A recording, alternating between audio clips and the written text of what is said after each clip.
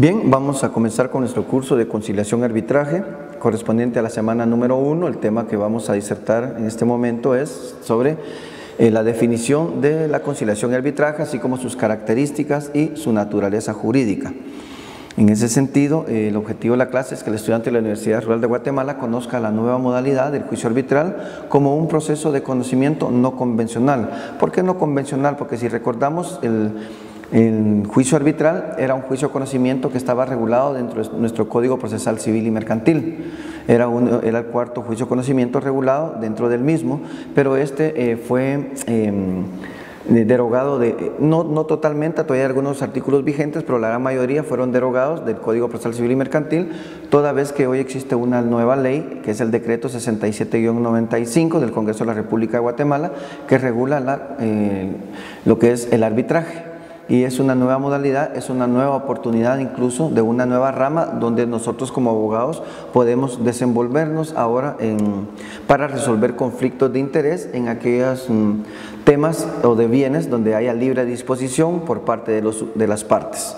Entonces veamos un poquito qué es entonces el arbitraje. Vamos a empezar viendo una definición en cuanto al arbitraje. Y se dice que el arbitraje es un juicio de conocimiento, pongan atención, es un juicio de conocimiento derivado de una relación jurídica contractual, producto de un contrato, ¿sí? Mediante el cual, cuando hay controversias entre dos o más personas, empresas o estados, estos recurren a personas no vinculadas con el Poder Judicial. Por eso dije que ya no convencional como los jueces que conocemos, sino por personas no vinculadas al Poder Judicial, sino a particulares o a una institución para que los designe, a las que reconocen autoridad y prestigio, a fin de que después de apreciar los argumentos, pruebas y alegatos de las partes, emitan un veredicto conviniendo previamente y en forma libre a acatar el fallo por parte de los sujetos procesales con características y efectos idénticos a una sentencia judicial, solo que en este caso, en la ley de arbitraje, en vez de llamarle sentencia, se le denomina laudo arbitral. ¿Qué es en relación al arbitraje? Entonces vamos a ver una serie de temas dentro del mismo, como son lo que es la cláusula compromisoria, el compromiso, el nombramiento de los árbitros, que hay un procedimiento especial dentro de la ley, el procedimiento arbitral y definitivamente el laudo y qué requisitos debe llenar ese laudo arbitral.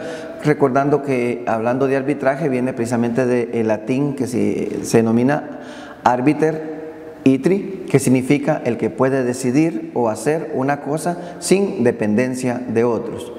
Y así vamos a encontrar algunas otras definiciones de arbitraje, pero todas las definiciones de arbitraje tienen en común que consideran el arbitraje como una derogación de la jurisdicción hecha por particulares para que los litigios se tramiten ante tribunales particulares establecidos en forma determinada por la ley de cada país, en nuestro caso, nuestra ley de arbitraje, Decreto 67-95.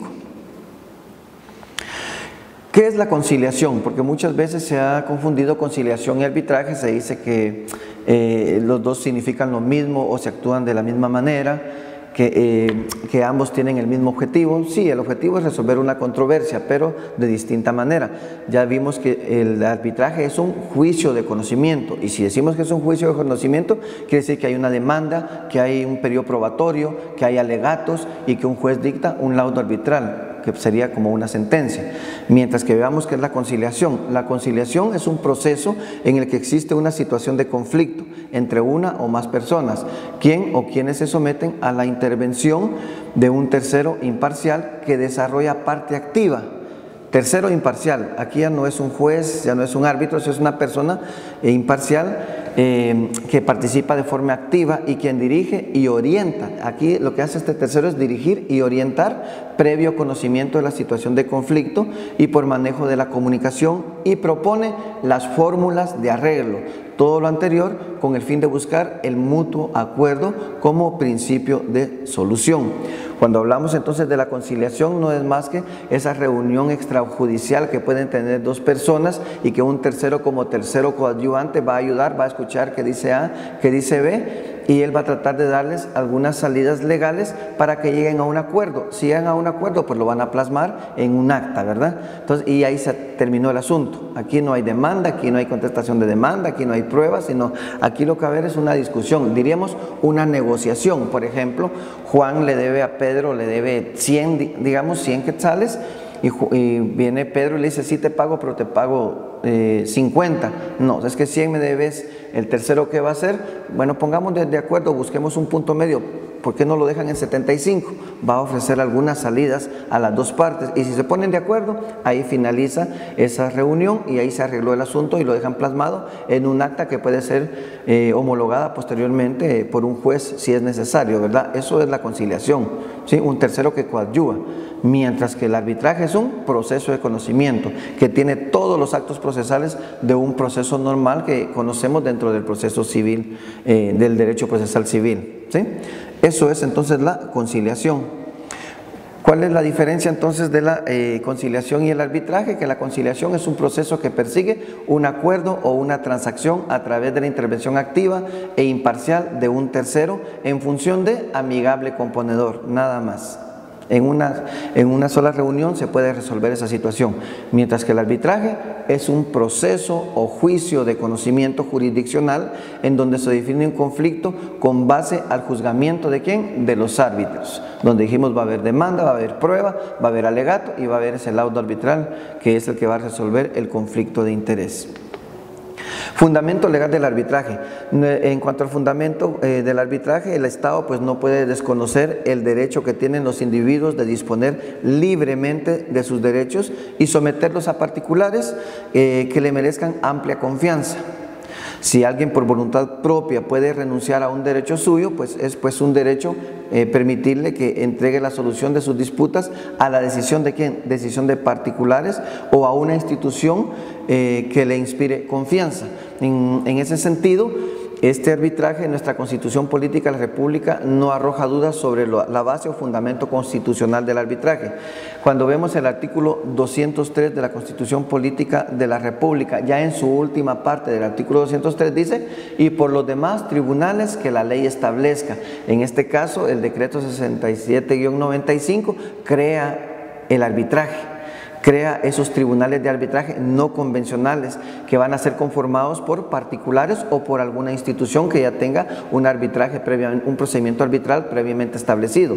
¿Qué significa esto? Que el arbitraje son las mismas partes quienes pueden decidir quiénes van a ser sus árbitros, quiénes van a decidir su conflicto. Si el arbitraje se va a conformar por 3 árbitros, la parte que demanda nombra un árbitro, la parte demandada nombra otro árbitro y estos 2 árbitros nombran un tercero en discordia para que sean ellos los que van a resolver esa controversia entre las partes. Fundamento legal entonces, artículo 203 de la Constitución Política de la República de Guatemala en su última línea de ese artículo, y por los demás tribunales que la ley establezca. ¿Quién establece el arbitraje? Una ley, el decreto 67-95 del Congreso de la República de Guatemala. ¿Cuáles son las características del arbitraje? Se dice que el arbitraje es un proceso de conocimiento, tiene un origen contractual.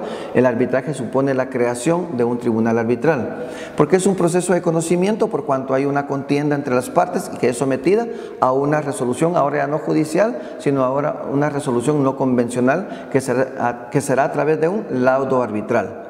También se dice que una de las características del arbitraje es que tiene un origen contractual. ¿Por qué? Dado que supone un convenio entre las partes para sustraer la controversia que los divide a la competencia de los tribunales permanentes y someterlos a una decisión de un tribunal arbitral.